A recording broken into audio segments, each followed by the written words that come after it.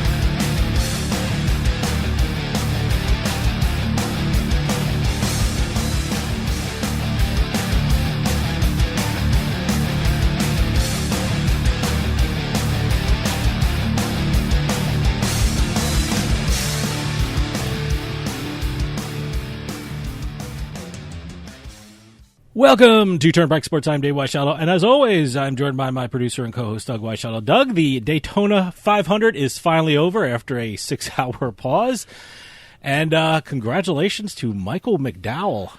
Yeah, first time he's ever won anything in NASCAR. How would you like your first win in NASCAR to be the win at Daytona 500? Especially on a midnight run, too. Absolutely. Boy, that was a scary crash coming into the final turn. Lap, yeah. Oh, wow.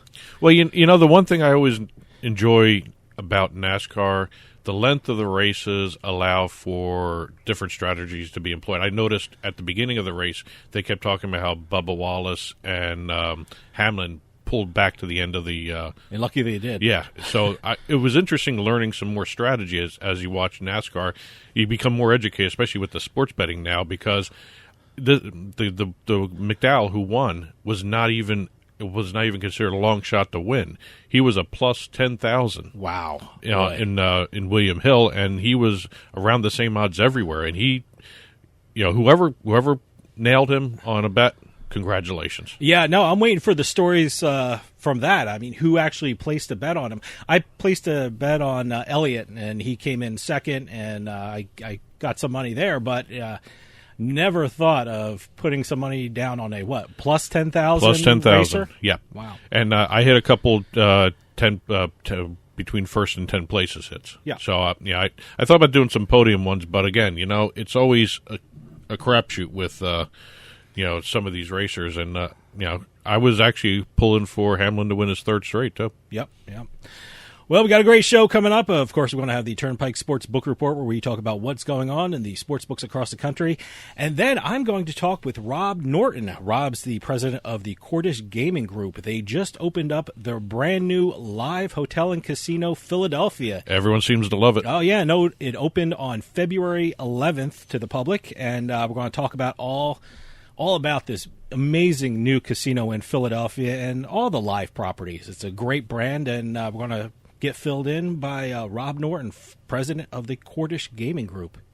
It's been a busy week in sports, so let's take a trip down the Turnpike. Today's trip down the Turnpike is brought to you by Drizzly, your online liquor store. Available in over 95 cities across North America, Drizzly offers a huge selection and competitive pricing with a side of personalized content. Now there's no need to leave the house. Get alcohol delivered in less than an hour by Drizzly. Head on over to drizzly.com and order today. And now get $5 off your first order of $20 or more when using our promo code DRINK19 at checkout. Shop beer, wine, and liquor with drizzly.com. Exit 1. Okay, we're going to start off with a little gambling advertising talk. Okay, all right. Now, this is a recent report by a media intelligence platform, Media Radar. This is what we're going to be talking about. They released a report on the gambling advertising amount, how much the betting operators advertised in 2020. Oh, okay. This is for the entire year. Most of the year. because we're going to focus on 3 points that they brought out in this report, and really it looks at the second half of the year from mid-June on, where everything started happening. Since mid-June of 2020, sports gambling brands, according to Media Radar, have increased their U.S. advertising spend by 82% year over year compared to 2019. All right. So, All right. I mean, it's a common sense number if you think about it. Sure. And they also made a lot of deals, too. I mean, a lot of betting, betting operators made a lot of deals. Well, I wonder how that tied in with advertising. Well, if you think about it, every time we've had a guest on that talks about sports betting, one of the things that's always mentioned is how often you see a gambling commercial. And I can tell you here in New Jersey, it's every 5 minutes on TV anyway. Well, this is what this research report focused on.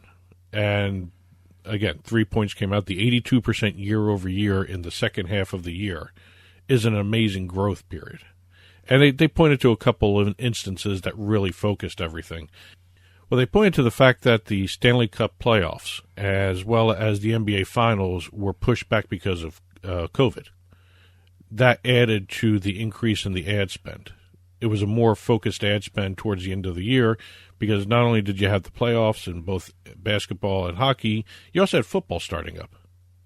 You know, I'm trying to remember when sports started up again last year in 2020. You know, there was a break, and then I guess that coincides logically, you know? Well, again, it's a matter of what the incredible amounts of sports that was going on in September and October. Think about it. There was so much. It was a loaded sports calendar when sports finally restarted after COVID, all the lockdowns. There was so much going on. I think we even had, did we have the Kentucky Derby mixed in with that?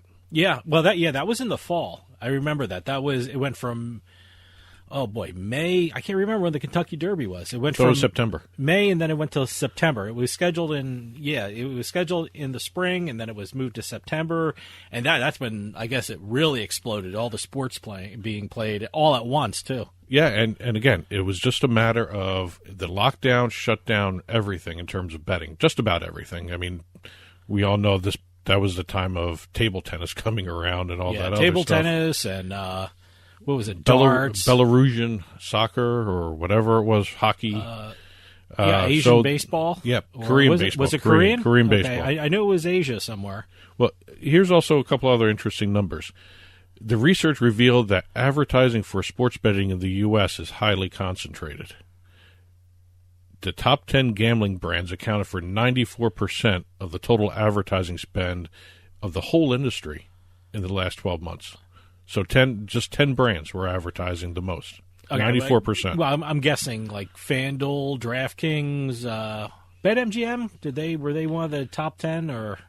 They slowly became one of. They kind of grew into it. But of the top 10, FanDuel, Bet365, which I thought was kind of interesting because Bet365 you don't see too much of. I see a lot of commercials for Bet365 in New Jersey, so I'm not sure of any other market, but I'm seeing a lot of Bet365. Well, Bet365, FanDuel, and DraftKings were the only three of those top 10 brands to spend more than $200 million in marketing. I believe it. That's 90% of the total of the entire year. Those three brands spent the most. Again, I'm really shocked that Bet365 was up there because compared to FanDuel and also DraftKings, other than those two, you really don't see too many other brands advertised. I think in Jersey you see Play Sugar House once in a while. Yeah. But I'm seeing a lot of Bet365 on the local sports channels, like I think it's MSG or Yes or CSN Philadelphia, things like that. Well, so if you think about it, the one thing that adds to what you said earlier about the deals, Bet365 did the Jets and I think the Jets. Oh yeah, the Jets. Yeah, they have the pregame pre and postgame show. They had pre-post, but they're also all over the stadium. Yeah, Bet365. That was more advertising than anything. For people who don't know, Bet365 is the sponsor of the pre and post New York Jets game. Yes. So and also the stadium, too. They're all over the stadium. Yeah, I see them all over the stadium, too. So, And the last little tidbit I'll hit for the research study here. By the way, is everything going to be something blank radar? This media radar company, Sport Radar, with this, more than 90% of the betting industry spent its money on traditional media, which is radio, TV, more so than the digital stuff. Okay, no streaming, I understand. less streaming TV, less Instagram, all that stuff. More like of it I was said, on traditional media. Lots of TV commercials. Exit 2. Even though we just finished the National Football League season with the Tampa Bay Buccaneers winning the Super Bowl, NFL is always in the media somewhere. It's 24/7 now. I guess next is the well. First off, we're having a whole lot of people leave teams and go to new teams, and it's I can't remember an off season like this because it's just absolutely amazing. So now the next big thing is the combines. So besides, and with the NFL Network, it's 24/7. Besides the combine, besides the off-season trade talks, especially with all the quarterbacks this off-season. Don't forget J.J. Watt. And J.J. Watt being released. Yeah. I'm curious to see where he ends up. Be funny if he ended up with his brother over in Pittsburgh. Yeah, I saw the media post by T.J. Watt, and I guess he had wanting him to come over and play with him. He had The Rock beckoning to his brother. Well, the NFL is still in the headlines for another reason now. They've partnered with the gaming platform Skillz to develop a future mobile esport. Now, I hate to keep talking about TV commercials, but I think I see Skillz TV commercial. Is that the commercial where the woman is playing in her kitchen these different games? I mean, I don't think they're gambling games, but I think they're games that you can actually win money on. They have something like a speed solitaire. They have something like Candy that. Crush stuff. So is that the Skillz that you're talking about? That's the Skillz that I'm talking about here. That's the company you're talking about. They have formed an alliance to crowdsource a development competition for a new NFL-themed mobile game. Now, NFL knows what its audience is, and they are targeting millennials now. They want to expand, and they want to get the esport crowd more into the NFL. So what they're going to be doing is they're going to be creating a competition where you're going to be developers are going to be competing against each other to create a new NFL-themed mobile game that whoever wins this competition, it'll be on the Skillz esports platform.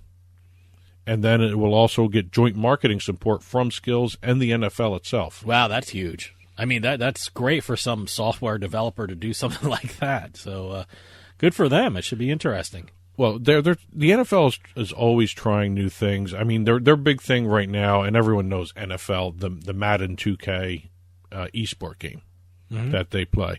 And they see the money they're getting from the Madden deal. I think the Madden deal that they just signed that goes through 2026 brings in $1.6 billion to the league and to also the players' union. And it's kind of interesting how it's split. It's $1 billion to the league, $600 million to the players. Well, yeah. So they see it was negotiated. So, they see that revenue stream. Oh no, absolutely. And their thinking is, if we create another NFL-themed mobile esport game through Skillz, which has millions of registered users, can you imagine that revenue stream that we can see from 2 esport games, not just one? Now, I'm assuming this has nothing to do with gambling. So, will these be? I know these mobile games on the, I guess, your tablet or your phone, I guess they'll be allowed throughout the country, right? There's nothing gambling related about them, so they'll be played in every state. Is that what Skillz is not gambling? Yeah, no. So that's what I'm guessing. This is what this NFL themed thing will be. So you can play it across the country. You can play it anywhere in the world because it's going to be through the not only through the Android Play Store, but also the Apple Store too. So wherever you can download Skillz, whoever wins this competition, you're going to see this game on the Skillz app. Great. The one caveat that they're doing with this, you cannot create an 11-11 on 11 versus 11 type game. You can't duplicate the football thing.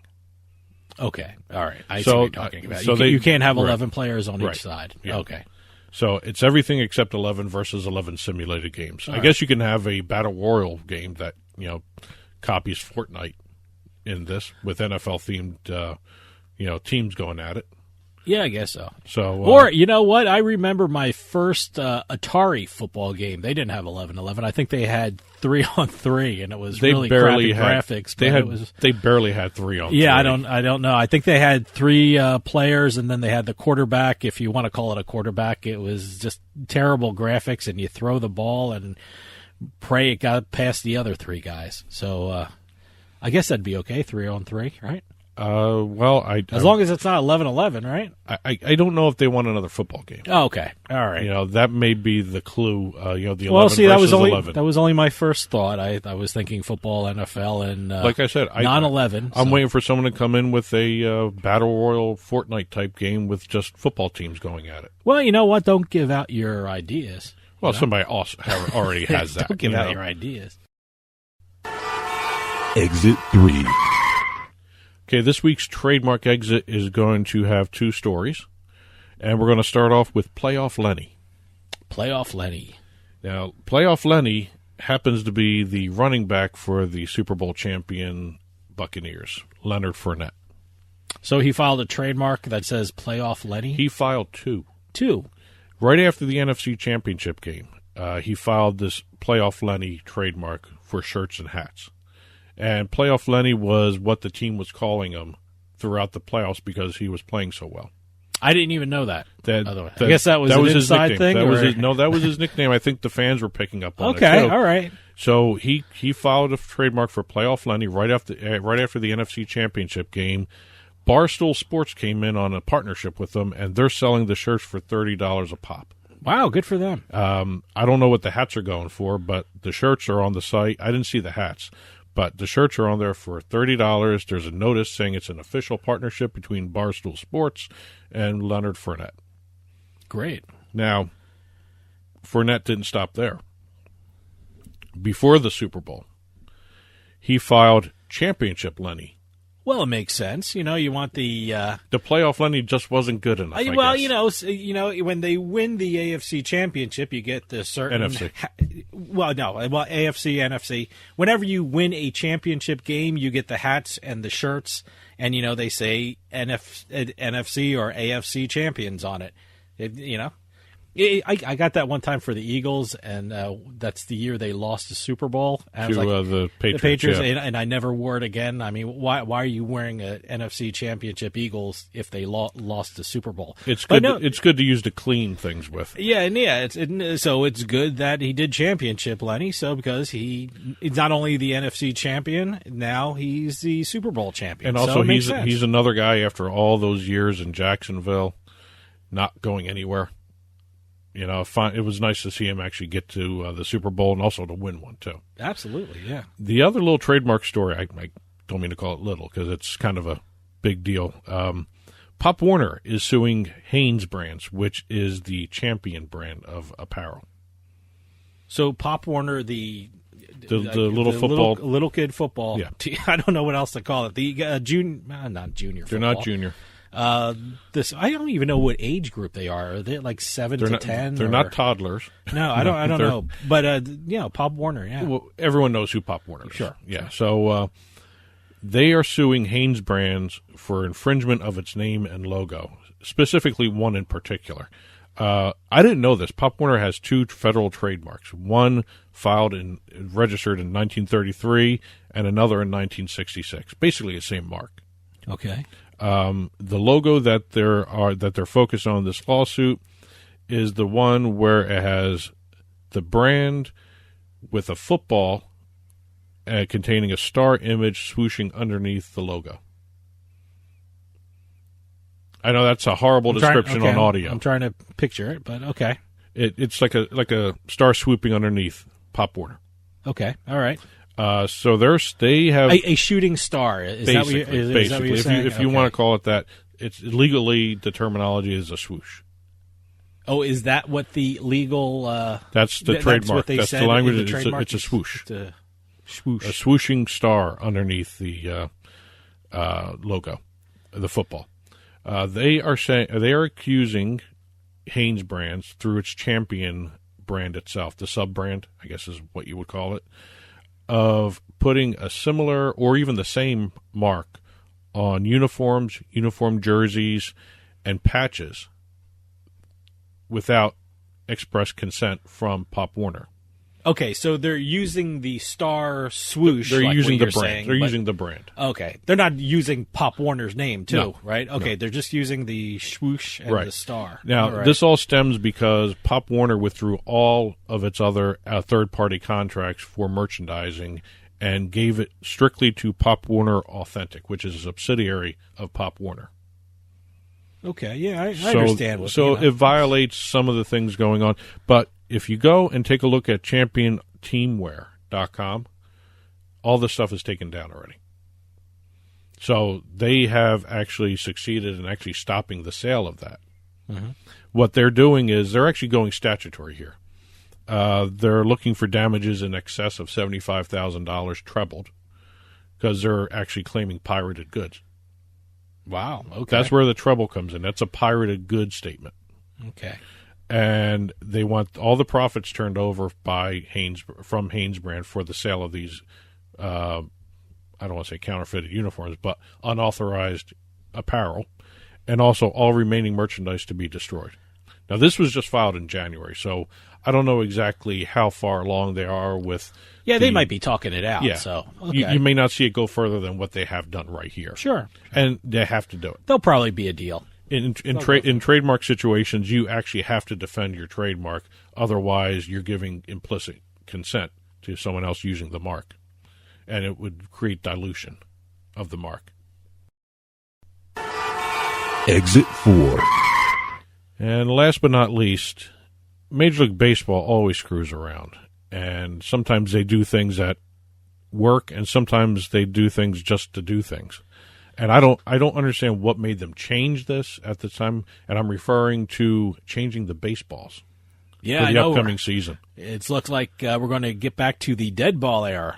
I don't know. Certainly not the dead ball, but it's going to be, I guess, less home runs. I think someone actually, I heard this week that the way they're making the new baseballs, it will carry 2 feet less or 2 to 5 feet less kind of thing. I don't know. I don't know What they are having done to the ball manufacturer, Rawlings, will be loosening the tension on the first of 3 wool windings within the ball.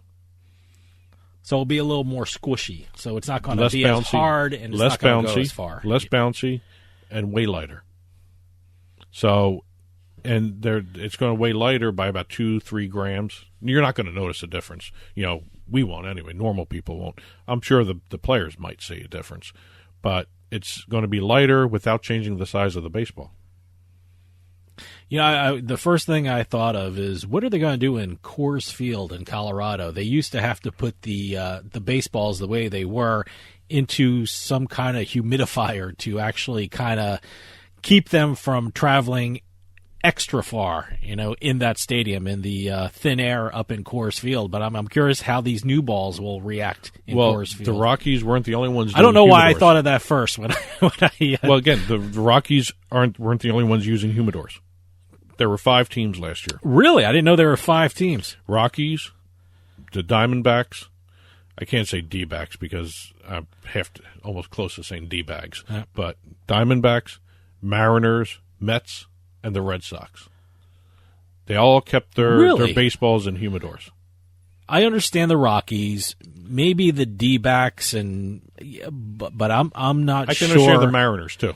Seattle Mariners, it's there's a lot of humidity in the air anyway in Seattle. Why do they need extra humidity in a humidor? Less offense. I guess, and They're trying to make it pitchers' ballparks.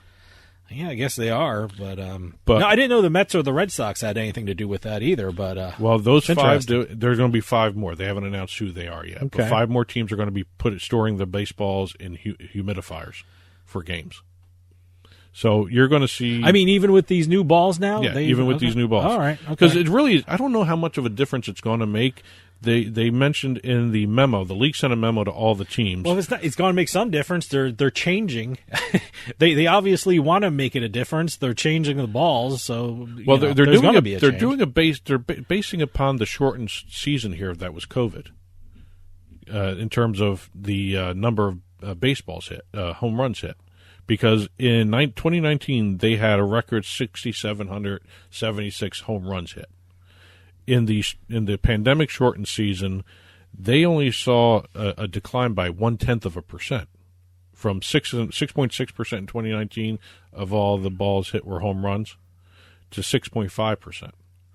I mean, you're talking maybe 10, 15 ball difference. Then maybe why do less. it? Yeah, then why do it? That's what I'm saying. It doesn't make sense for their. And for by them the to way, do why that. take away the most exciting play in your sport? Everyone loves watching home runs. I mean, my favorite moments in sports involve home runs.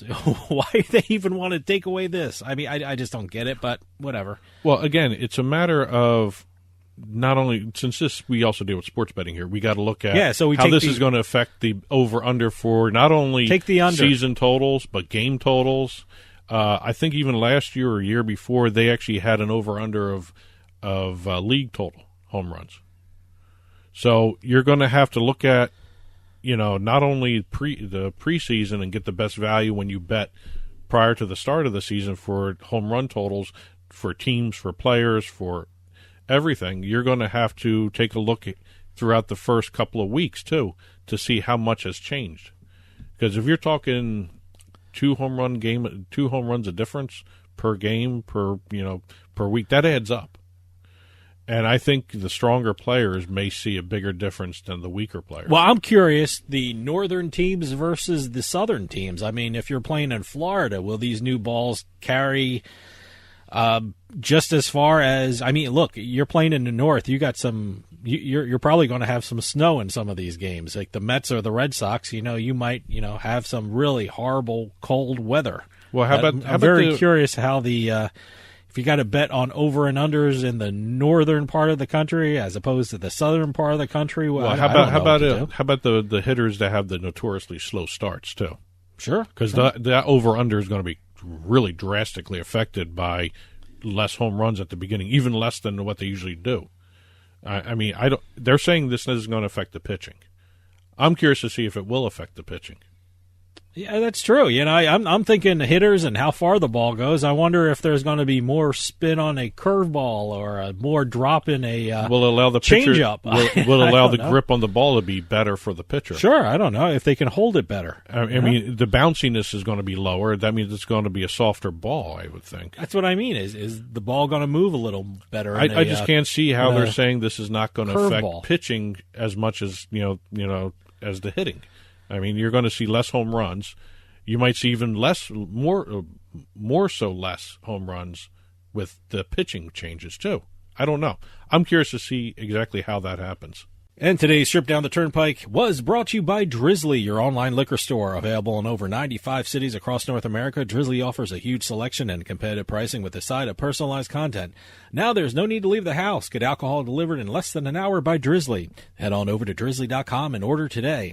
And now get $5 off your first order of $20 or more when using our promo code DRINK19 at checkout. Shop beer, wine, and liquor with drizzly.com. And as always, you can get in touch with Turnpike Sports by calling or texting us at 609-512-5910. That's 609-512-5910.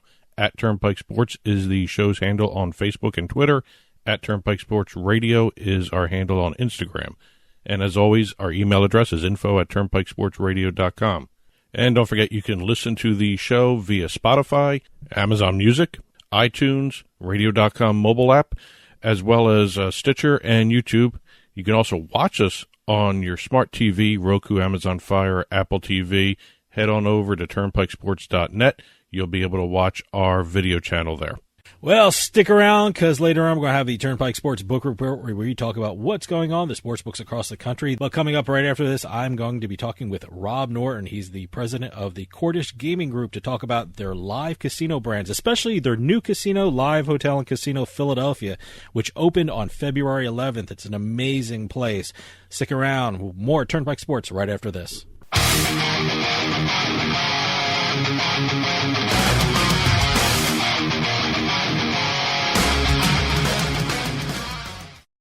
Is your bathroom looking old and worn out?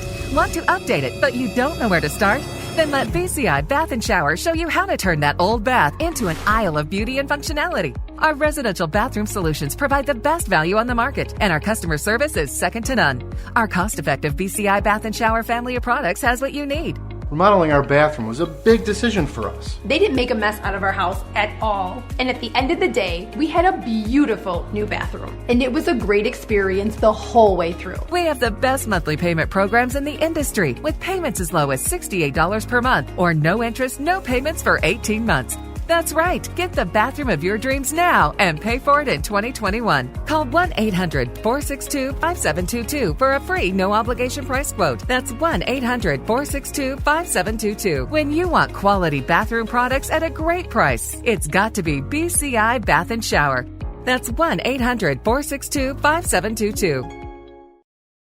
Free stuff is awesome, but free stuff that will spice up your bedroom is even better. Just go to adamandeve.com and select almost any one item for 50% off, and then we'll load on the free stuff. Just enter this very exclusive code, BABE16 at checkout, and you'll get 10 tantalizing free gifts, including a sexy item for him, a special toy for her, and a third item you'll both enjoy. And 6 extra special bonus items that are sure to rev your engine, pique your curiosity, and even blow you away. Plus, free shipping! Always sent in discreet packaging. Go to adamandeve.com now. Get 50% off plus the 10 free gifts when you enter the exclusive offer code BABE16. That's BABE16, because without it, no free stuff. That's BABE16 at adamandeve.com.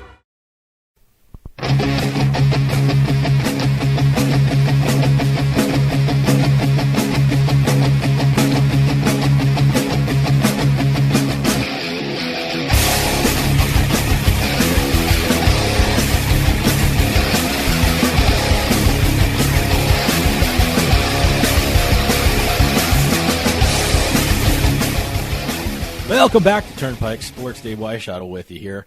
When I think of innovators in casino and hotel development, I think of the Cordish Gaming Group. Whether it be the Seminole Hard Rock Casinos in Florida, the Live Casino and Hotel in Maryland, the new Live Casino and Hotel Pittsburgh, or their soon-to-be-opening Live Casino and Hotel Philadelphia, which is opening on February 11th.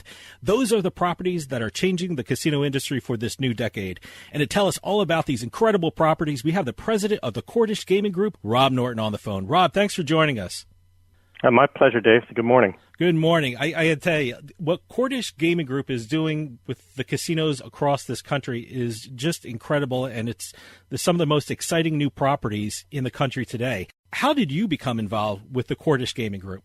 Well, it goes back a little over a decade ago when the Cordish companies was starting to develop plans for Maryland's casino here in near the BWI region.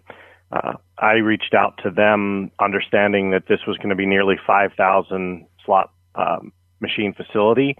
And with my background on the gaming side of the business, I felt like I could be a great fit for them. And, you know, everything else is magic after that. We've been partnered up, and we've been growing the brand, and it's been an incredible journey. I think magic is a great word for it, because I got to say, you were general manager of one of the best casino properties, I think, in the U.S., and that's Maryland Live. I mean, not long ago in this country, when you thought of going to a hotel casino destination, you were either thinking Las Vegas or Atlantic City. And what Cordish did for Maryland Live, I mean, it really changed people's thinking of where to go to a casino. What were some of the challenges in changing the idea that Maryland is now a casino destination? You know, honestly, I think the largest thing we faced was kind of a preconception that people had about casinos outside of Las Vegas or Atlantic City. You know, they had this, quote unquote slot box kind of mentality around how people saw casinos in outside of Atlantic City and Vegas. And, you know, as casino operators, companies were playing right into that mentality. And I think what we did just right out of the gate was kind of shock everybody by the quality of what we built in the resort for, you know, at that time, a slot-only facility. Everything about how we developed and built out and approached the Maryland Live Casino was done from a full regional destination mindset from the very beginning. And, that took some time for people. It was, for years I'd hear from people who hadn't been there, that's just a slot box. And I'd say, you really need to come experience it to understand. It isn't. It really isn't. And, we did that in the face of a 67% tax rate at that time. But we still believed in providing that experience and that approach. And that's, I think that was probably one of the biggest challenges we had is to not be lumped in with kind of everybody else and how they approach these types of projects. Now, Maryland was the first of the Live brand casinos that you, Cordish, developed. What was the concept behind the Live brand? So the Live brand was actually a brand that the Cordish companies owned and had started using in entertainment destinations. And when we started putting together the plan for Maryland Live at the time, what we clearly were putting together was a concept that was an entertainment concept, and Live was by far the best fit for the name, and it really we never considered any other brand because it speaks to the energy and the excitement that we aim for in our casinos, and Maryland Live was the first one to approach the casino energy and casino experience with that live mentality. So it was from day one always destined to be live. I know a lot of people who live in that area. I mean, they go to Maryland Live for drinks after work, for special occasions for their family, and it's just an amazing part of the community. And was it always the intention that Maryland be the first of the really big live brands of the casinos, or was that a test case for you guys, or was that something that Maryland is going to explode with this casino? No, as I stated, this is, Live. Live is it was always destined to be live. We knew this casino was going to be special, and we knew it deserved to carry the Live brand. And it's grown and lived up to the expectations of the brand, and quite frankly, it's helped to entrench the brand into everybody's mind. Oh, absolutely. And Maryland Live has been consistently one of the highest grossing casinos in the Mid-Atlantic. I mean, I'm from New Jersey, and I've seen casinos fail in Atlantic City, so that's not an easy thing to do. Why do you think Maryland Live has been so successful? I mean, is it the games you offer? Is it your marketing of the product? Is it your restaurants, which, by the way, are some of the best in the country on all your properties? Why is the reason Maryland Live has been so successful for so long? I think all of us believe that in general, casinos offer the same slots and tables. They offer the same gaming product, if you will, but it's how you package it and it's how you approach that gaming product that makes each casino unique. And for us, this comes back to what we were just talking about, which is packaging it under the Live brand, which means that we do things in a way that's more spontaneous, more creative, more energized. Everything that we do runs through the Live brand filter. And at the end of that, it creates an experience that's very different. It's very noticeable. We start everything from an entertainment thought. So whether you're doing, just the simplest of things, everything we do starts from how does that fit the Live brand and that Live experience. So, I think that's what makes it different. And then you add on top of that, Dave, that this is not your traditional, casino stock exchange company. This is a family company. Mm-hmm. And so you add the Live brand with the family atmosphere that we create for our team members and for our guests. And, I think even as big as we are, we hear all the time that we do things just different, a little bit more personal. We do things where, parties at the owner's house, and we have, everything we do is just with a flair that speaks to the fact that we are truly a family company that runs under this Live brand. What are some of your future plans for Maryland Live? I know the state of Maryland is starting to flirt a little bit with sports betting. Do you see sportsbook at Maryland Live in the near future? Yeah, we're planning for it. We've actually started construction on a new restaurant concept already.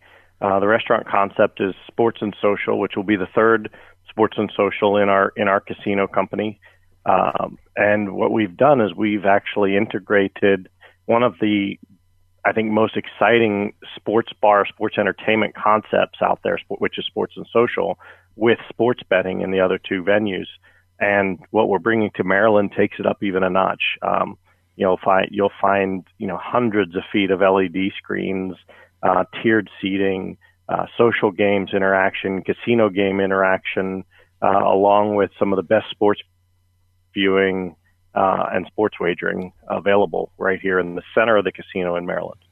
Two of the company's recent expansion projects are in Pennsylvania. And I wanted to ask you first about the Live Hotel and Casino Pittsburgh. I mean, what led the Cordish Gaming Group to decide on the Pittsburgh market for their casino? Well, I mean, we definitely approach our developments and looking for great cities, great population centers that we feel are underserved. And Pittsburgh fits that market. Pittsburgh is a fantastic city. And when you look at the east side of Pittsburgh, it was a big hole in kind of the locations of the casinos in the state of Pennsylvania. And our operation, under a Category 4 license, had to fit within certain parameters due to the legislation. So that, in my mind, ended up being, one of the best, if not the best, potential locations that were available for expansion in the Pennsylvania market. What has been the response been in Pittsburgh to the new casino? Because I know it's a great area. I know we're broadcasting in that area. I want to know, what were the responses to the customers for the Pittsburgh property? I think similar to what I was describing earlier with people's perception when they first came to the Maryland Live Casino, and they had that that preconceived notion of what they were going to expect. I think people are blown away by what we've built out in Pittsburgh, in the Pittsburgh market. We did not go in with kind of anything other than creating a real destination casino. When we built it, our sports and social there is almost 25,000 square feet. Wow! The food and beverage venue. We brought in celebrity chef Guy Fieri to do a concept there. We put the best slots and tables into the space, and we have additional concepts that are going to be launched here in the near future.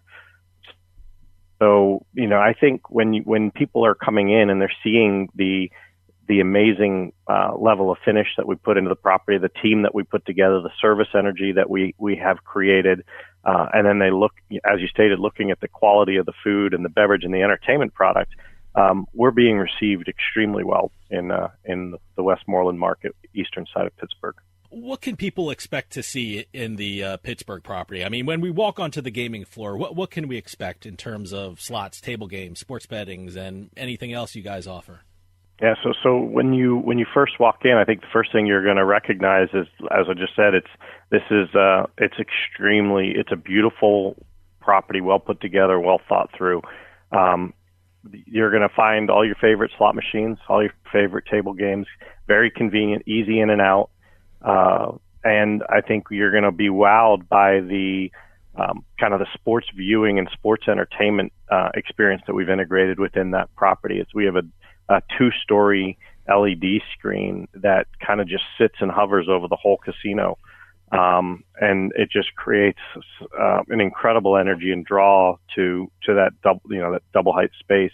And then if you go into either of the restaurants, the sports and social, you've got bowling and golf simulators and other social games that are part of the DNA of that concept that really, our intention there is to become the living room of that community. You really should feel comfortable to go there and make it your place. Now, I certainly want to get to know about the property in Philadelphia. I'm here in New Jersey, and I'm hearing all about it, the Live Casino Hotel in Philadelphia. And I truth be told, I live right across the Delaware River. I already signed up for my Players Club card, so you already have a customer in me. And I'm hearing incredible things about it. I know you have one of the best locations for a casino in the entire city. For people who don't know, where are you located in the city? Yeah, actually, I would go a step further. I think we have one of the best locations on the Northeast coast. I think you do, yeah. Where we're located is kind of right at the intersection of I-95 and 76, in the stadium complex. If you're coming from the west and you come off of 76, the actual exit to the stadium complex dumps you right into our valet area. Wow. So it's incredibly easy in and out.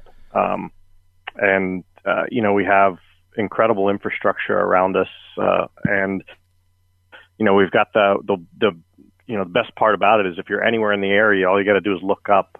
Our hotel tower and the Live brand is now sitting proudly up above on the skyline with all the rest of the stadiums. Now, your grand opening is February 11th. What can people expect when they walk through the doors there? Well, I think we're actually opening it through a grand opening of a series of events that starts on the 4th and runs and comes to conclusion on the 11th. So we will have with COVID, it's a little bit tricky, and that's one of the reasons why we stretched out the opening. Sure. So we've got limited in what we can do with entertainment right now, but we have a series of entertainment style events, what we're allowed to do. And when we have the grand opening event on the 11th, it'll be with kind of a big bang, the fireworks type, event that goes off. But what you can expect when you come is just an unbelievable casino. I think it's one of the nicest casinos in any state at this point. I think you could pick this up and put it anywhere, and it would arguably be a market leader in what we've created and what we've brought to the Philadelphia market. In terms of gaming, what can people expect to see when they go there? I mean, what kind of slots, table games, poker, sports betting? What can you tell us about that when we go there to gamble? Yeah, so it's got everything. So it's got an incredibly nice poker room, over 30 games. We have almost 125 live action table games. We've got an electronic table game product that's built into a bar experience. The center bar has live table games integrated into this large, exciting entertainment space. We've added gaming into our restaurant concept called Sports and Social. Not just the sports book, which you know about, which is partnered with FanDuel, but also, you'll find live table games in the actual restaurant space and the entertainment space. And then when you look at the food and beverage concepts and alike, we've really taken the Philadelphia market to a new level in the types of concepts that we're bringing in and the quality and the experience of the dining entertainment. So, concepts like Luck Fu, which is a multicultural Asian cuisine, just as spectacular and been really well received. The prime rib, which isn't your old prime rib. This is a new, newly introduced concept of the prime rib, but with the same great food. 10th Street Marketplace, which has got six great venues: Guy Fieri's Taco, Guy Fieri's Burgers, Lorenzo's Pizza, Termini's Pastries, Sankey Noodle House, Morty's Deli, are all located in the marketplace and brought together with Lucky's Liquor, which is a big bar right in the middle of the whole space. Wow. The 200-room, beautifully well done hotel. With over 30,000 square feet of meeting and convention space and entertainment space. So it really is, when you talk about it, it's a mouthful, it's a lot to get out. I'm sure I missed something. But, it's a full resort experience right there in the heart of the Philadelphia Stadium Entertainment District. And, we're expecting to turn heads, and I think we're going to see a lot of people come back because this is what they deserve. They deserve this level of product and this level of experience. I'm a Philly sports fan, and given your location next to the sports arenas, I just cannot wait to check it out. I already saw the pictures on the social media of the sports bar you had, Social, I think you called it, and you also have the sports book there. Tell us something about what the Philly sports fans could expect when they visit Live Philadelphia. Well, I'll tell you, this is going to be the home base for the Philly sports fans, the before game and the after game. We have our partnership with Xfinity Live. That's a sister company of ours. It's in the stadium parking lot as well. And, we plan to celebrate the games throughout the complex, just like we have done for years at Xfinity Live. And really embrace those teams. We're also partnering with each of the teams in the stadium district to create experiences for our players within the stadiums, and to kind of bring that whole experience together. This is the only place in the country where you have all four sports teams in one location, along with with a true destination resort casino. I think it's going to create some awesome opportunities and experience for those who enjoy the teams, as well as enjoy the opportunity to game and dine and see and experience the other entertainment we'll offer. In this day and age, we can't talk about just the retail property of a casino. But we have to discuss a casino's online presence. Tell us something about Live Casino's online presence.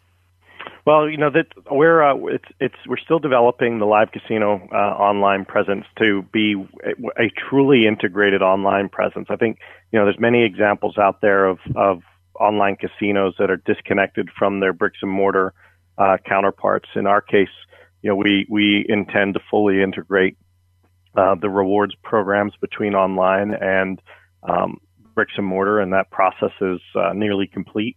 So once that's done, you'll be able to earn and redeem points and comps, from your online play in the bricks and mortar facility.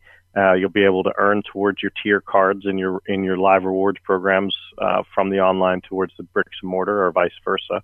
One of the things I thought was really, really well done and very clever of our team is that they actually launched the online casino nearly 6 months in advance of the bricks and mortar facilities opening. So we introduced the Live brand into the Pennsylvania market, well in advance of the actual casinos being available for use, and people got to start interfacing with the Live brand and earning points and earning rewards. And some of the cool things that we were able to do, talking about how we are bringing the casino and the online together, is folks who are playing online with us actually are earning special invites to our grand opening celebrations. Wow. That happened in Westmoreland, but also those that are about to happen in Philadelphia. Mm-hmm. Both your Pennsylvania properties have a sports book in them. Now, I've talked to a lot of owners and a lot of operators of casinos who say, we need sports betting because sports betting brings in the younger crowd. They bring in the millennials. That helps the bottom line of a casino. In your opinion, how important has sports betting been to the casino industry? I think sports betting rounds out the entire experience, and particularly for us being part of the stadium district, it really is a very important part of the entire entertainment experience. If someone's coming down there to watch their favorite team, we want to be able to make that game a little bit more exciting for them with a wager on their team, or visiting teams when they come in for the same purpose. So I think it definitely rounds out the overall experience, and I think it's very important for that general entertainment experience concept. So I think the one piece that we're doing is we're doing it a little differently. You're not going to go see our sports book and get the kind of the stuffy, kind of boring Vegas sportsbook experience. This is being built into one of the coolest, most exciting sports entertainment concepts. Full restaurant capability, bar capability, and social gaming, or social games along with casino games, all within the sportsbook space. So it's not something, I don't think you're going to go there and get that sleepy sportsbook experience that you see in other casinos. You're going to get something that will energize you. Yeah, I'm curious, how much of a consideration is sports betting to the Cordish Gaming Group when they decide to develop a new property in another state? Well, now it's that it's pretty much spreading across the country. It's part of our thoughts for sure as we go into it. When we first developed Maryland Live, it wasn't in our thoughts at that point because PASPA hadn't been repealed yet. But at this point, it's part of the offering, and we believe wholeheartedly that the right place and the right way to do sports betting is with and through the casino, so that you can build that integration of experiences, and you can drive visitation to the casinos through events and focus on sports betting. One of the things that you hear all the time is that like March Madness is one of the busiest weeks for Vegas. Sure. Well, it's true. It's people come in to make the sports betting, but then they interact and engage with all the other things that the casinos have to offer. And I think that we'll see some of that same experiences as the sports betting grows within our retail markets. Now, during this time of the pandemic, safety is a very important issue to a lot of people, and I see that the Cordish Gaming Group put in strict protocols to make sure that everyone's safe on all their properties. As a customer coming onto your property, what should I do and what should I expect when it comes to safety protocols that were put in place? Well, you should expect from the live casino brands that we are staying up to date and following CDC's best practices, and that we continually adjust and modify what we have now coined as the Play It Safe plan. In the Play It Safe plan, we have it out on the website. You can go to any of our casinos' websites and see the detailed plan that they are following for the property. But things that you'll experience: hand sanitizers, wipes located throughout the casino for your convenience. We're taking temperatures at the doors as you come in through thermal scanners. So you just walk in, you don't have to stop. It's not like the cumbersome process of forehead thermometers that you see in some places. This is all done through cameras. We have the best air filtration systems. The local recommendations are that air turns should be at least 6 times an hour. Our facilities are designed to 12 times an hour. Wow. Plus, we have the highest filtration units out there, MER filters that are scrubbing over 99% of the viruses and other particles in the air. And I can continue to go on and on about it, but there's a lot of detail in there. I think one thing I would add that I haven't spoken about yet is we've actually installed a program on our slot machines that allows for automated social distancing. So you've seen in many places where they've shut off every one or every 2 machines so that there's kind of a forced social distancing. But what that does is it limits the customers from being able to select what they want to select, and you're pre-selecting which games are available. At the live casino in Philadelphia and in Pittsburgh, when you put your card in to a machine, it automatically disables the games next to you. So you can pick any game you want. I think that's amazing. I read about that this morning, and I think you are one of the few casinos that has that safety protocol. So it's so important that you bring that up. It's such a great safety protocol. Yeah, and listen, our partners have helped us develop and implement this, and those are the way we're thinking and continuing to refine our safety protocols and to ensure that customers feel comfortable. If you don't feel safe, you don't feel comfortable, you're not going to come. And so that's our top priority, not just for our customers, but for also our team members. It's been a very tough time and a very challenging time for the casino industry. And I certainly want to get your opinion on how this pandemic has affected the entire industry. I mean, you've seen it all in the casino business. And I'm just wondering, do you see a light at the end of this tunnel? Do you think we're going to get to some kind of normalcy in the near future? The near future is the question, and I'm rooting for it. We're starting to see things move in the right direction. As it relates to the key indicators from the COVID virus, and I'm hoping that as people see, as the vaccines pick up speed and we move towards the summer, that we'll start to get back to normal. Normal. I'm not sure what the new normal will look like. I know. I'm not the best at the crystal ball process, but what I do know is that we're watching and reacting quickly. One of the benefits of live and who we are is that we have the ability to adapt fast and be very nimble in our processes. So I'm looking forward to the day where we're running restaurants and entertainment concepts the way they were designed, and that we've got our showrooms and our headline entertainment back in operation, and where people are free to have fun without the worry hanging over them. And hopefully that'll be sometime in the very near future, and we look forward to that. Rob, we don't have a lot of time left, but can you give out your website so people can find out what's going on with the incredible properties and take advantage of some of the promotions that you offer at your casinos?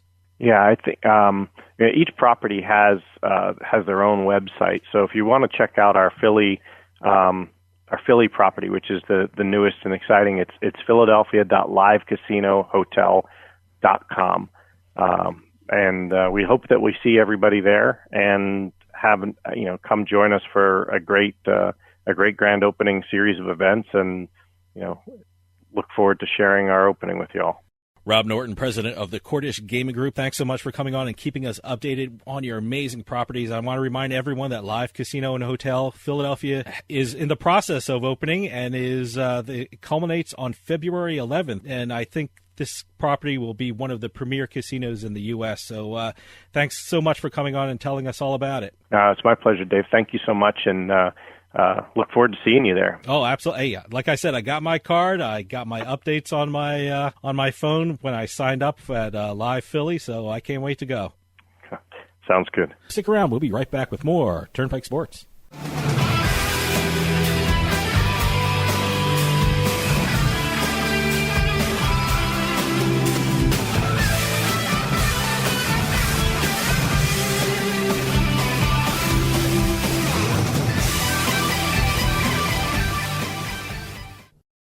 Attention Medicare recipients and anyone turning 65. Medicare has approved new benefits not included with original Medicare and older Medicare Advantage plans. You may not be getting all of the benefits you're entitled to, including in-home aids, telephone appointments with your doctors, home-delivered meals and prescriptions. These benefits may be available, and it's a free call to enroll. The new plans may also offer free eyeglasses, free hearing aids, free wellness visits, and gym memberships. Call the Medicare benefits line now. It's easy. Call 800-217-1797. 800-217-1797. Find out if you're eligible for new benefits like meal and prescription delivery, in-home aids, and telemedicine. Some plans may have a $0 monthly premium or zero copays for big out-of-pocket savings. Not all Medicare Advantage plans are alike. The new plans have more benefits for many people. Call 800-217-1797. 800-217-1797. 800-217-1797. Tax Solutions Now is a complimentary referral service that connects callers to companies that provide tax services. Money matters. If you owe thousands in back taxes to the IRS, how much can Tax Solutions Now save you? I paid less than I owe. That's right, money matters. So call Tax Solutions Now and get the IRS off your back. Since 2014, Tax Solutions Now has been a leader in the tax resolution industry. Remove wage garnishments, property liens, fines, and penalties. Qualify for the Fresh Start program or even uncollectible status. How much can Tax Solutions Now save you? I owed the IRS over $10,000. I paid a fraction of what I owed. Call now to reduce or even eliminate your back taxes. I called Tax Solutions Now and got the IRS off my back. Thanks. You saved us a ton of money. Money matters. How much can Tax Solutions Now save you? Call now and find out. Call 800-683-7377. 800-683-7377. 800-683-7377. Unlock your best self with the Life Hack Pack from More Labs. Use promo code Radio15 at morelabs.com to get 15% off your first purchase of the Life Hack Pack or any of their other great products. That's promo code Radio15 to take advantage of this great promo of 15% off your first purchase at morelabs.com. The Life Hack Pack from More Labs. Drink smart with morning recovery, sleep easy with Dream Well, and get more done with Liquid Focus. You can finally do it all with help from More Labs. More bets, better odds at PlaySugarHouse.com. Sign up today at PlaySugarHouse.com and don't forget to use our promo code PIKE to take advantage of their first deposit match up to $250. Must be 21 years or older and in New Jersey to place a bet. Terms and conditions apply. Gambling problem? Call 1-800-GAMBLER. Turnpike Sports is brought to you by Drizzly, your online liquor store. Available in over 95 cities across North America, Drizzly offers a huge selection and competitive pricing with a side of personalized content. Now there's no need to leave the house. Get alcohol delivered in less than an hour by Drizzly. Head on over to drizzly.com and order today. And now get $5 off your first order of $20 or more when using promo code DRINK19 at checkout. Shop beer, wine, and liquor with drizzly.com.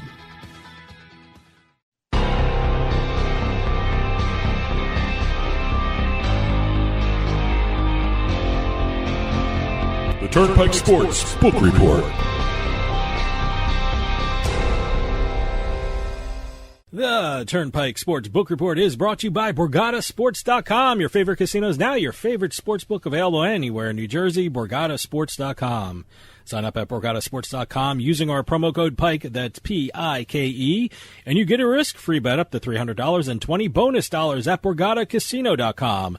Must be 21 years or older and in New Jersey to place a bet. Terms and conditions apply. Gambling problem? Call 1-800-GAMBLER. Okay, in this week's book report, we've got numbers, Super Bowl numbers, January sports betting numbers. We've even got a couple deals to talk about. Oh, I was waiting for this Super Bowl numbers. You know, they came out. I'm always fascinated by the Super Bowl numbers, especially this year. This one's a little different because I remember last year we were actually in Atlantic City for the Super Bowl. This time it's basically a home event, this Super Bowl, for a lot of people anyway. I have to admit, I was very curious for this year because of the COVID-impacted attendance at the actual physical sports books, too. Yeah. I've read some reports that the people were at the sports books, and I saw a lot of people at sports books. So, it was a lot less crowded than it was last year, but I'm very curious to hear these numbers. Well, let's start with New Jersey. New Jersey is basically the leader everywhere in terms of handle and revenue across the country, usually every month. For the Super Bowl itself, $117.4 million was wagered on the game. That's the handle. $106 million paid out. So a total revenue for New Jersey sportsbooks was about $11.3 million.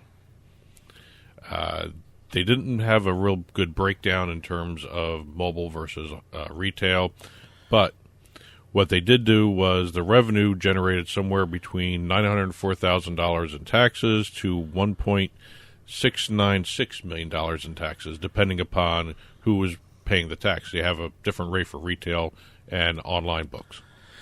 Yeah, let me tell you something. Speaking as a person who lived in New Jersey and stayed in New Jersey and bet in New Jersey, I had a ball watching the Super Bowl and tracking all my prop bets. That's the only really sporting event that I have that many prop bets going at that one time. So it was a lot of fun. Yeah, that is really the only game I do a lot of prop bets on as well. But, I mean, that's what the Super Bowl has become now. Not just betting on the game, but betting upon every aspect of the game. Although I did not do the coin flip. I refuse to do the coin flip. That is such a... I was going to use flip of the coin kind of a bet, but it literally is. There's no thought involved. I mean, you just pick a side and go with it. Well, I said New Jersey's the leader pretty much everywhere in terms of sports betting numbers. Nevada beat them for the Super Bowl. Okay. 136.1 million was the handle for the Super Bowl. That beats Jersey by about 20 million, 20 million, and that was still down from last year by about 20 million in Nevada. They had about $154.6 million in handle last year for Super Bowl 54. I believe that's what the number was. Yeah. The 2020 Super Bowl, just to be on the safe side. Books brought in $12.6 million. Revenue. Well, just to defend New Jersey and the entire East Coast for the Super Bowl handle, for the Super Bowl, I just got done shoveling snow from one of the many snowstorms we had. If you're in betting New Jersey. online, that's no excuse. But I'm just saying, no one really. During the Super Bowl, that we had kind of a snowstorm that morning. Well, so not a lot of people were traveling. You can't shovel one little bit of snow. Take your phone now, place a bet, put it back in, do another shovel, do another bet. What I meant was we weren't traveling to. Not a lot of people in New Jersey and Eastern Pennsylvania were traveling to sports books. No, but New Jersey and Pennsylvania are flooded with online sports books. I know. But again, Super Bowl is kind of an interesting animal, especially this year's Super Bowl. Maybe a lot of people just weren't interested in the game. I thought it was a captivating game, even beforehand. Oh, it was a boring game. The game I itself loved was it. boring. I loved it. 31-9, no, the game was boring. Oh, no, and from that point of view, but to see, look, everyone was expecting the Kansas City Chiefs to, a lot of them picked them to blow out the Buccaneers. And, look, the start of the second half, I was waiting for Kansas City to do something. I was waiting all the way through the fourth quarter, too. I was captivated. It just didn't happen. Real quickly, Illinois had a Super Bowl handle of $45.6 million, with 42.7 of that being done online. So they had a good online handle for the Super Bowl. Tax revenue was $1.148 million. The money. This was an interesting stat somebody threw out. I can't remember who it was. The money bet on the Super Bowl was nearly 25% of the total amount of all bets made in November. Now, Illinois hasn't reported their December numbers yet, so I have to compare it to November. Okay. Just wanted to, just in case you thought I meant December there. It's November. Pennsylvania had $53.6 million bet on the Super Bowl. Just under $47.5 million was done online. That's a 74% increase in wagers placed on the game last year. Revenue of $9.418, following a negative revenue of last year's Super Bowl. Okay. I guess a lot of bettors won. Well, they were still negative in one aspect. Online revenue was $9.3 million. The retail revenue was minus $24,000. Interesting. Yeah, but they were not alone, because New Hampshire reported a negative handle. They had a handle of $7.1 million. They paid out $8.8 million. They had a negative win rate. Yeah. Of minus 24%. Their handle was, say that again. 7.1. They paid out 8.8. Okay. Yeah. Oh, wow. Okay. Yeah. Well, look, I mean, New Hampshire is in New England, and New England, if you listen to the media in New England, a lot of people were really, really tuned into this Super Bowl because, look, we do a lot of work in New England. We have an office in New England, and you're seeing a lot of Tom Brady, Tampa Bay, Tom Brady, Tampa Bay gear. So they were tuned into this game. Again, you're starting to see really... And good for New England. Well, I hate to say it this way, but for New England, you're starting to see it was Brady more so than Belichick. But then again, Belichick's dealing with an empty coffer there. He's got no players, and also a lot of the good players opted out of COVID, so because of COVID. So you didn't see the team at full strength no matter what. And well, let's be honest, it doesn't. That quarterback play was terrible, too. Well, the Patriots, I'm not sure who their quarterback is right now, so who knows? It still could be Cam Newton. Who knows? I don't know. I'm sure a lot of Patriots fans do not want him back. Oregon reported their numbers for the Super Bowl: $3.5 million in payouts.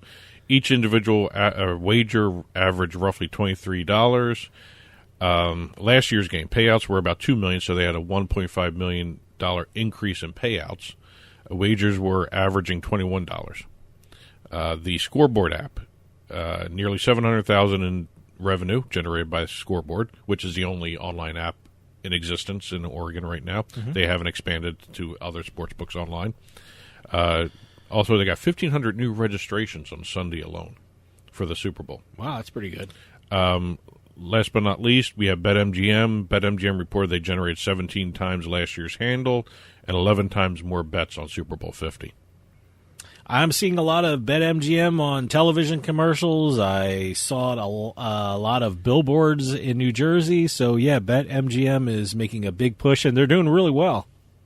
Well, even though all the states had a good time with the Super Bowl, not all the sportsbook operators had a good time with the Super Bowl because several of them went down. I had an issue with one. I had an issue with one trying to get on my phone app. I'm not going to say which one it was, but I just assumed it was a lot of traffic and a lot of people were trying to place bets. But I guess some other people had that problem as well. Well, a lot of the problems were traced back to Canby. Well, that's what they are claiming. Well, Canby came out and said that they were having an issue because they had a prop bet or a betting market that everyone hit on. and it was the most highly trafficked market, which caused delays in their system for other betting. I was looking around. They haven't said which market that was. I saw that. Yeah, I saw that statement, and I was curious to see what they were talking about. And I still don't have a clear idea what market they're really referring to. They have not released that information, and you know what? They probably won't. Well, I eventually think they will, but Well, that puts a target on their back for next year's Super Bowl. Well, it shows that they're working on the problem as well. One of the overseas operator had a good line. If you're not having technical difficulties on a day like Super Bowl Sunday, you're not busy. In a strange way, that was a good sign for the sports books. That's what the guy was saying. Because just everyone, I mean, I can tell you around this area in the East Coast, everyone was betting online. Everyone was jumping on the apps. The weather was terrible. You weren't traveling, and you were jumping on your computer, you're jumping on your apps, jumping on your tablet, and even though I had a slight problem with one of them, and I'm talking about a problem like a half hour, I had trouble getting on, but I eventually got on. But they fixed it right away. I mean, they're constantly working. Yeah, I know they were. I guess that was their day. That's when they have to all hands on deck. Kind of a day. Like that, the overseas guy said, if you're not having technical issues, you're not busy, and that's not a good thing. But like I said, it was a half hour of trying to get one bet in, and I eventually did, and there was no problem for the rest of the day. I'll tell you, I had trouble getting a bet in during the game for the over/under. Because it kept changing constantly, and I still screwed myself. The in-play betting was fast and furious, so that was a lot of fun. And I noticed that every time Kansas City punted, it changed drastically. Sure. The in-play had a little issues, but it was a matter of timing your bet right. Getting the total right or the spread right. But from where I was sitting, they handled it right away. Yeah, I mean everything was handled right away. So. January numbers are out as well. All right. We'll hit a couple of these for time's sake. Indiana reported a sports betting handle of $348.245 million, which is its third consecutive monthly record handle. 104% from previous month, up. So they're just growing by leaps and bounds here. Let's see. They had a 128% increase in sports revenue to $29.3 million. 8.42% hold, $2.8 million in taxes. They even gave a breakdown of the most bet sports. Basketball was number one, $133.17 million. Parlays came in second with $86.14, and football was third with $77.63 million. Usually football's first. Yeah. But I gotta tell you, I can't wait for February's numbers. I want to see how well all the states did with the Super Bowl mixed in with it. So I can't wait for February. I'm curious to see Tennessee. They haven't released any numbers yet. No, nothing yet, huh? No. Oregon reported a January sports betting handle of $34.9 million. That's highest ever in Oregon sports betting history. December total was slightly under $27 million, so month-to-month increase was about 30%. Basketball, highest wager sport in January, followed by football, then soccer, and then your favorite sport, table tennis. Really? Boy, that's still hanging on, isn't it? $1.7 million. It beat out hockey. $1.1 million. Interesting. The fifth wow. spot. Okay. Hey, you know what? You like table tennis? Good for you. I hope you won a lot of money on it. First full year for Oregon sports betting. Total handle was $218.2 million. Total revenue $20.1 million, and the hold for the year was 9.2%. I'm starting to see this number getting closer and closer to 10% all the time now. Yeah. And I wonder if that was where Tennessee was looking at down the road here when they made the 10% legislative hold. Yep. Mississippi set records in handle and let's see, just set records in handle. We had a couple other states set revenue records. Mississippi was not one of them. Their January handle was $67.7 million. You got to remember, this is all in-person betting. They don't have mobile. Second highest revenue, $9.1 million. The highest revenue was October 2019 with $12.3 million in revenue. Win rate 13.46%. So again, top sport. What was the win rate again? 13.46%. Okay. Football was the top sport, $3.4 million, $2.17 million with was parlays, basketball $2.13 million. Mississippi had their 5th straight month of a handle of $50 million or higher. Wow, good for them. And that's without mobile. Yeah, no mobile in Mississippi, so that's pretty impressive. Montana, January sports betting handle of $5.8 million. That's the highest of all time. Revenue of $742,000. That's the highest of all time. Win rate of 12.8%. We're starting to see a lot of high holds here. Yeah. So it's interesting. Top sports. Basketball, $2.29 million. Football, $2.05 million. Soccer, $1.02 million. No table tennis to speak of there. No table tennis, huh? New York reported a record revenue of $3.57 million, up from $2.3 million in December. Rivers Casino Schenectady, Justin Moore's outfit up there, led the pack with $1.429 million in revenue. Wow. Okay, great. Michigan, while they didn't report any numbers, they did report that BetMGM registered 138,000 customers between December and January and generated $13 million in gaming revenue in their first 10 days of operation. In the next coming months, you have to watch Michigan, not just for sports betting, but for the online casinos and online poker. Michigan is an absolutely incredible gambling market. I think it's going to be probably one of the leaders. Oh, yeah, absolutely. A couple deals. We have Bally's acquiring Sport Caller to generate a free-to-play suite of games on their app and also online sports books and online casino platforms when they launched those. PointsBet did a huge deal with the NHL. PointsBet is the official sports betting partner of the NHL. You're going to see a lot of their odds and content integrated into NHL broadcasts across all different types of outlets, both linear and digital. The league got stock in PointsBet. An amount of about, 43,000 shares over 3 years in the operator. Very unique angle with that deal. I can tell you, PointsBet, I mean, I'm a big Philadelphia Flyers fan, and watching their games, PointsBet is there all the time, with the updated numbers and updated odds. And, I love PointsBet because they're so involved in the NHL. And one last little thing, there's a whole bunch of other things we haven't gotten to yet, but one little thing before we end the show. In Colorado, a place called Celtic on Market, or Celtic on Market, depending on how you want to pronounce that word. They opened their new cash at counter partnership with FanDuel. Huh. Okay. Now it's not a betting parlor. It's basically a place where you can deposit and withdraw your money from your FanDuel account. You can't place bets there. So it's almost like a private bank kind It's of almost thing? a wallet. It's like a wallet? Yeah. Okay. So they launched that, and I thought that was a very interesting little ancillary business to sports betting and sports books. They're an OTB for racing. Okay. But you can't do any of your betting on FanDuel through that spot. So where is this now? Colorado. I wonder if we're going to see that in other states. I don't know. That's a great idea, though. A lot of places, especially on big game days where FanDuel goes down for a certain amount of time, that actually comes in handy. Sure. So that's it for this week. The rest of the stories will be on the Turnpike Sports blog. Head on over to turnpikesportsradio.com, click on the blog button, and you'll see the stories we talked about and some other stories we didn't talk about this week on the blog. And that'll do it for us. If you're going out to one of the newly reopened casinos or sports books, please be safe. We'll see you next time on the Turnpike.